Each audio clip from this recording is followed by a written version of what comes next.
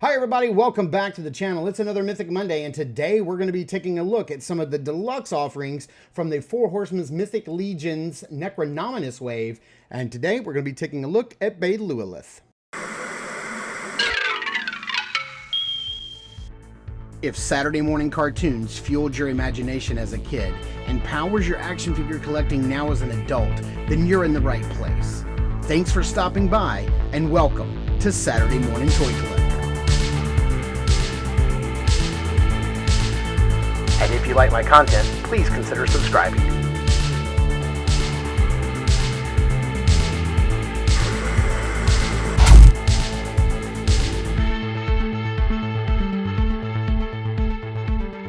All right, here we have a closer look at the package, and you can see, I want to say just about everything she comes with in this package. I do have one piece that's kind of down in the bottom, and it was rattling around down there. It looks like her extra head. So that's rattling around down there. You can see her faction symbol right here. And then on this side, if you want to, there we go. Pause it and give it a read. You certainly can. And then here on the back, we see the Dark Four, and we see the deluxe offerings and their cross sale right there. So let's get her opened up and take a closer look at everything this witchy woman has to offer. All right, taking a closer look at everything she comes with, we're going to start with the hands. She does come with two blue gripping hands on horizontal hinges. She comes with two gloved brown hands, one in a punchy fist and then one on a vertical hinge for grabbing. And then she comes with two witchy hands, two kind of like snarling kind of hands, and for gesturing and posing, and these look really good. Oh, dropped one. She does come with this really nice shoulder pauldron to give her a very nice asymmetrical design, and I kind of dig this skull. You're going to see a lot of skulls in this pack, and the weathering on the belt, little buckle, looks really nice. Little gold button painted right there on the back. Yeah, this is a really cool piece. She has this piece right here, which appears to be some sort of jawbone, but it is keyed, so you can see which way it needs to go in, and this will plug in to the port on her back, and that is for carrying this little cage right here, which is really cool. That's just like a really neat touch, so that she can carry this on her back. And this little cage, which is very ornate and very nicely designed, let's see here, you can take this off, so you can see the cage is very, you want to be very careful with this piece. You could definitely break it. And then here is the little base on the inside. It's a little replica wooden tree, which has got some weathering. I mean, they even painted this thing on the inside. It's crazy.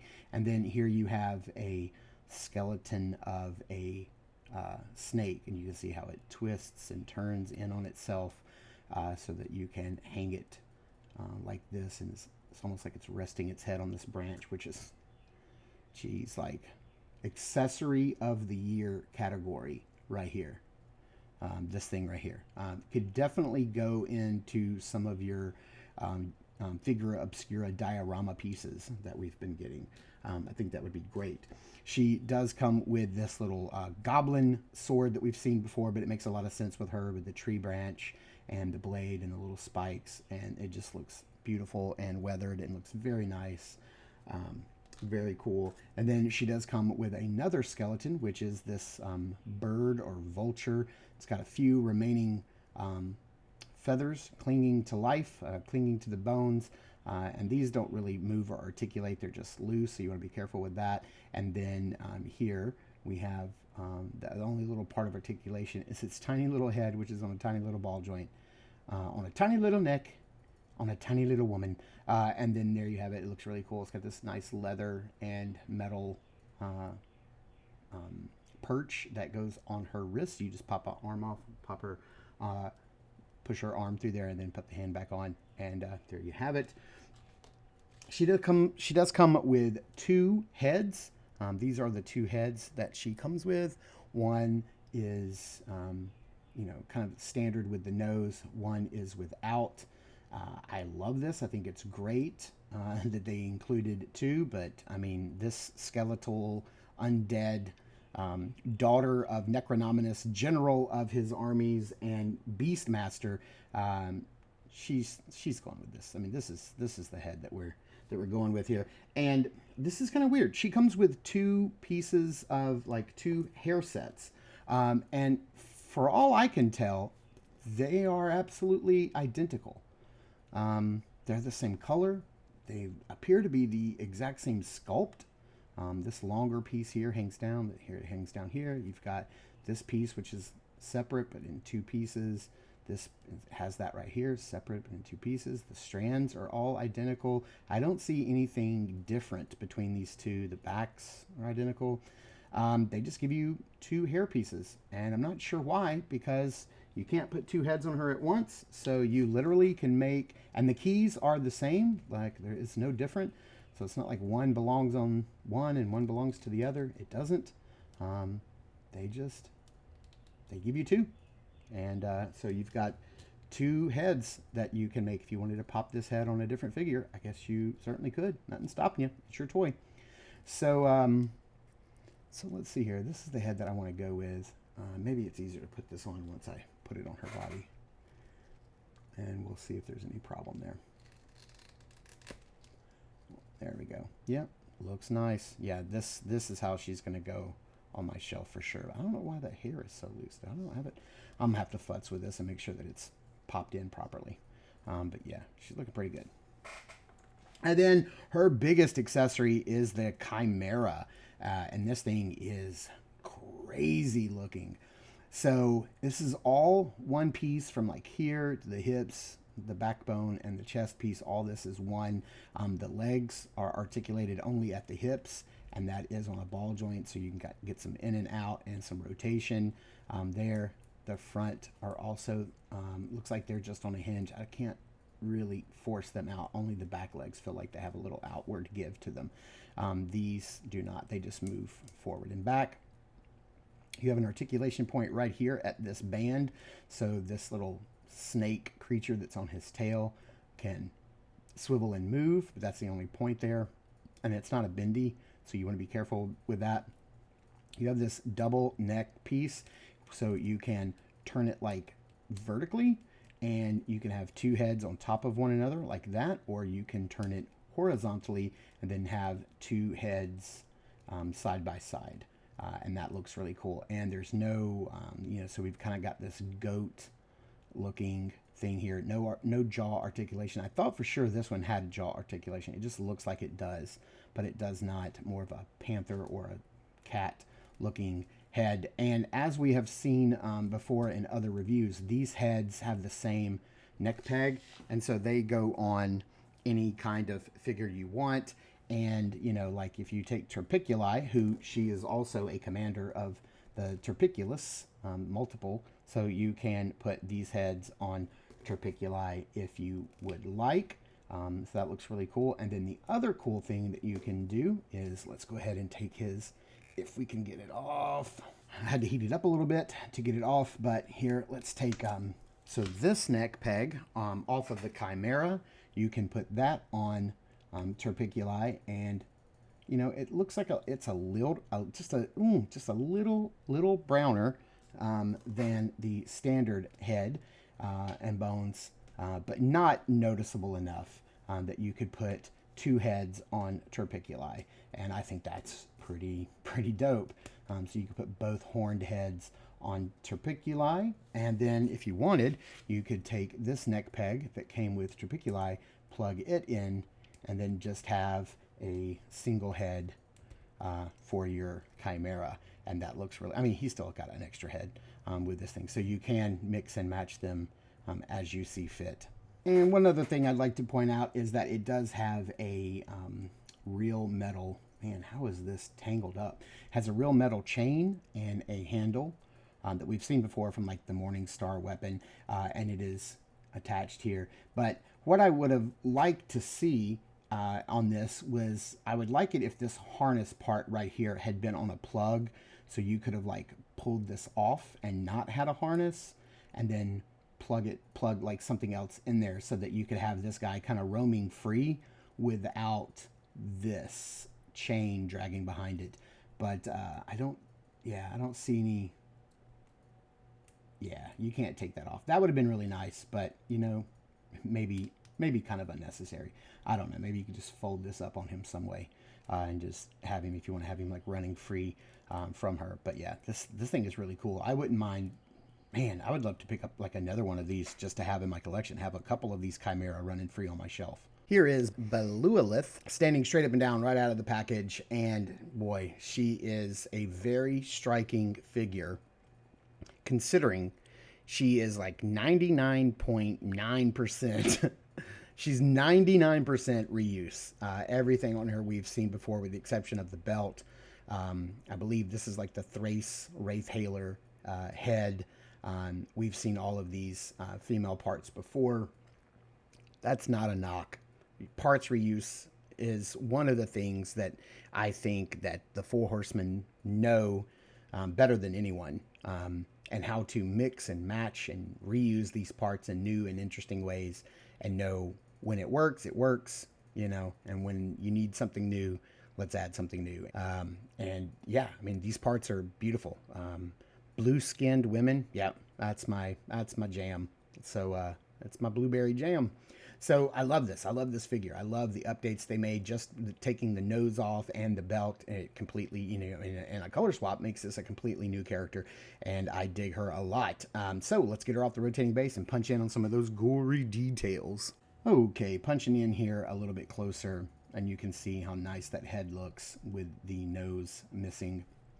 And if you do want to see what the other head looks like on her, this is the one that, of course, the neck peg came with it. Of course. You know, if you want to have her a little more beautimous, you certainly can. She still looks very, very intimidating. I feel like that head's not on there all the way. There we go. Yeah, she's very intimidating. So let's pull this off real quick, because I do want to get her. Oh man, I should have done this before. Man, yeah, I love that. I love that asymmetrical design. Man, it's really crazy how, like, you know, somebody could look at this figure that's parts reuse and say, man, I think I'm going to skip that one because it's mostly parts I've seen before. But man, when you put her together with like this new pauldron and this new belt, it's just amazing. So you can see this is that elven or knight, female knight armor that we've seen before. Have the armor all the way down the arm here. We do have this nice new belt.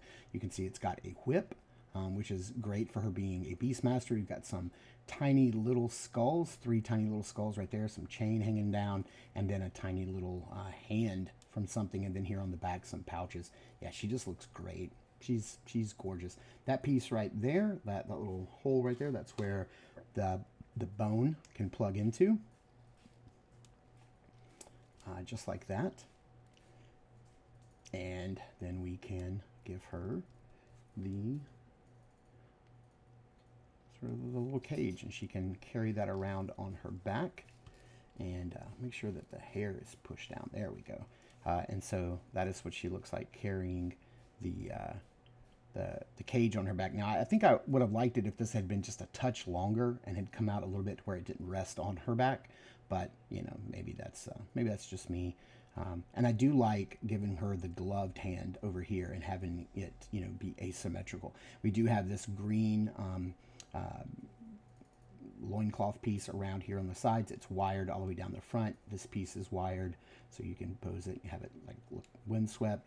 You can pose this. The wire goes all the way around the back here, and then down. We've got the, you know, blank, just skin-tight leggings for the thighs, and then the armored greaves down below. And then, let's see here. What's probably the best arm to put this? Ooh, it looks like it goes this way.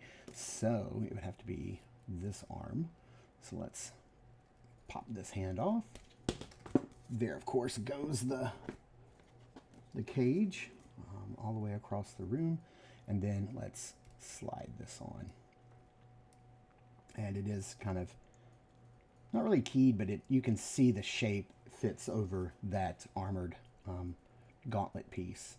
And then put the hand back on, twist the arm up a little bit, And then, you know, if you wanted to give her the chain to the Chimera right there, you certainly could. And then there is Necronominus' daughter, the general, one of his generals, and Beastmaster, looking pretty dope. And she is very nice. So as far as size comparisons go, let's get her standing straight up and down. Let's bring in our good buddy Billbone's Broken Shield. I feel like we haven't seen him a lot lately. And then let's also bring in the current fan favorite star of the show, the legendary Barbarian. You can see how she stacks up against other 1.0 style figures in the bunch. So let's get her into some lighting and into some backgrounds and see how she poses up. Ooh boy, this is one beautiful figure. You know, I am going to say that this is probably one of the best parts reuses that I've come across in quite a while. I love the new belt. I love the shoulder pauldron. I love all the bone work that has gone into this character and all of the little skeletons she comes with. I can just imagine her like completely bringing these lifeless skeletons back to life and back to terrorize the land of Mythos. And that Chimera is striking, and the fact that she can, you know, basically she's in charge of an army of Terpiculus makes me, dang, do I need another Terpiculi as well? And honestly, I cannot wait to like get Necronominus opened up. I know, you know, you guys probably know he's probably coming last, but there's still a couple I need to get from this line. Still need Sir Ukjak, if I'm saying that right, probably not, and I need Sir Adalric.